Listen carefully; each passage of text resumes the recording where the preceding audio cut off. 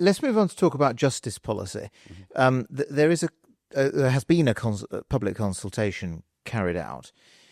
Where do you think our island's approach to justice policy is weakest at the moment? What is the sort of driving need for a review of justice policy and for change? Well, I think it's if you look, social media is a great tool because you get a lot of public feedback. So I monitor the public forums, the Guernsey People Have Your Say, etc., and just general people's feeds, and talking to people out in the cafe, in the supermarket, in the pub, wherever it may be. Whenever there's an incident that involves sexual abuse or those sorts of heinous crimes, often the sentences that are handed out by the courts are not suitable in the public's eyes. I mean, and I think that's pretty much accepted. And there's a disparity between certain sentences where there are it's a perception that there are no victims, and then there's some of these horrible crimes where there are considerable amounts of victims sometimes, and it's a disproportionate level of sentencing. I think that is it's more than just a perception. I think there certainly is substance to those sorts of claims. This is why that we prioritised a discrete piece of work first of all on the sentencing review to look at just that. It will form part of the wider review. We've already engaged in I don't know if you remember, Matt, but the Justice Review was prepared by a girl called Gemma Buckland from Do It Justice, and it was in partnership with Crest Advisory, I think it was.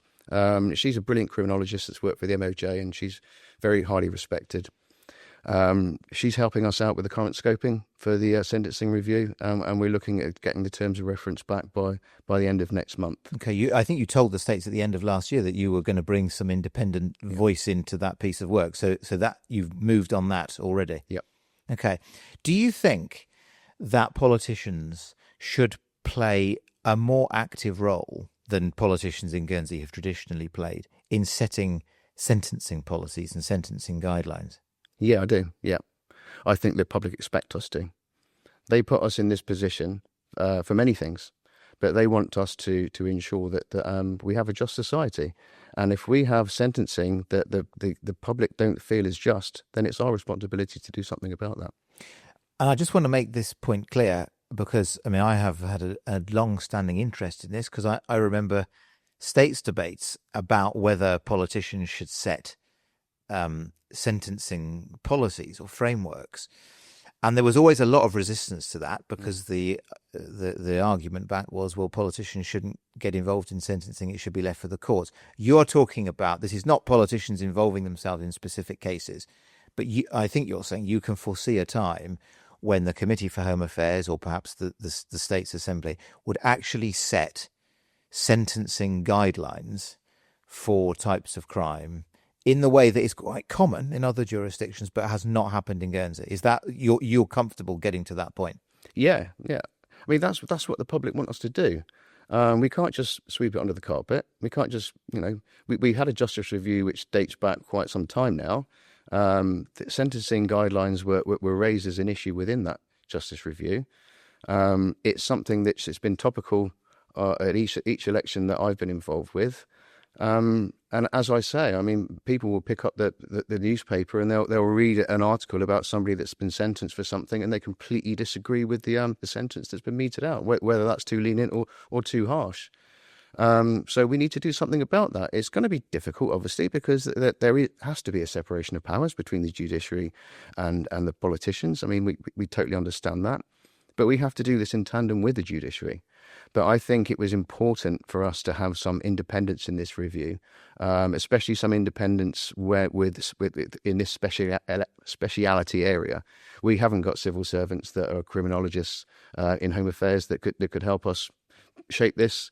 This is why we've gone to somebody that we know and trust, and somebody that's done a great deal of work for a great amount of good work for the States of Guernsey previously. So hopefully we can get to the stage where we can have some involvement and we can show people that, look, we're listening to you and we're going to change these guidelines and we're going to give more options for the judiciary to be able to hand out sentences that the public feel are just. Are you fighting against misgivings within the judiciary in this area, or do you feel that they're fully on board with what you're doing? It's early stages. We've written to the bailiff. We've started the formal engagement process. I can't say that I've had any resistance so far because this is early stages. But I mean, as I said, I think that the Committee for Home Affairs, the independent reviewer that we're going to have, and the judiciary need to work together to try and get the best outcomes out of this piece of work. Do you have a timeline in mind for when you might put recommendations before the stage? Again, this is going to be early. It's going to be difficult to put a timeline on this at this point.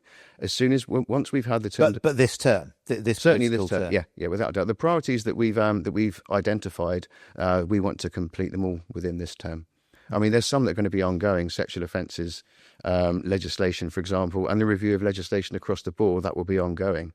The domestic abuse and sexual violence strategy is up for a refresh as well at the moment because it ended in 2025. Officers are looking at the refresh at the moment with shifting the focus more towards violence against women and girls. Again, listening to feedback. And so that new strategy will be developed. So I had a meeting. We had Deputy Rochester and Deputy Camp were interested in this area. So myself and the Domestic Violence and Sexual Abuse Coordinator and the Committee Secretary met last week just to discuss a few things with them because they're interested parties. But these kind of pieces of work are going to continually be ongoing.